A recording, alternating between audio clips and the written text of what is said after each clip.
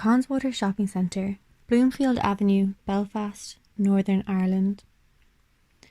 It's currently an indoor shopping centre for food, fashion, footwear and jewellery.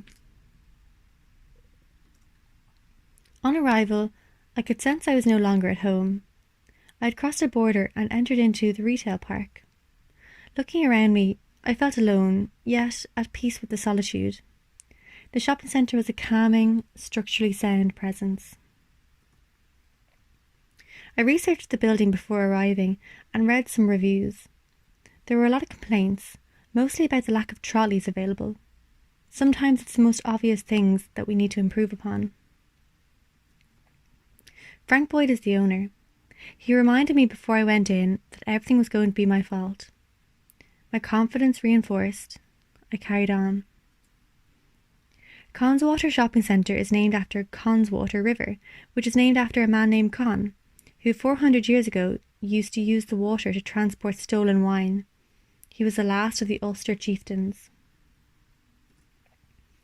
Just as Conn had to go, so must everything eventually. We all have to go. But go where? And with whom? I took a closer look, needing more details from this grand instruction. There seemed to be a message, further instructions from the large outdoor signage.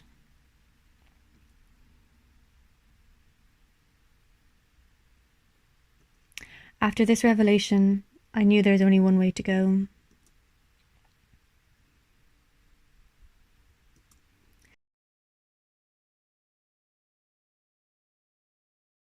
Connswater Shopping Centre is beautiful. I took a deep breath of shopping centre air and opened myself up to what the building was willing to share with me. I was reminded that I only have the one life to live and that I should treat myself with respect and admiration. But to tread carefully. I wondered what shape they were going for next. The roots of this site lay in the transport of stolen goods. I wonder, has the history of theft been kept alive in this iteration of the site? And surely there must be an end to the possibilities. I considered calling the number for further information, or even calling upon the spirit of Conn, but I had neither credit nor spiritual skills to do so. Carrying on, I came to the drug collection box. There was a small handful of sunflower seeds on the floor beside it. Although not technically considered a drug, taking too many could lead to excessive sodium intake. It's important to remain alert around all substances, and I find the best thing to do, if in doubt, is just to say no. I then saw this sign outside the men's shed, reminding men to take up more space. I politely took myself into the corner, made way for the men, and carried on my way.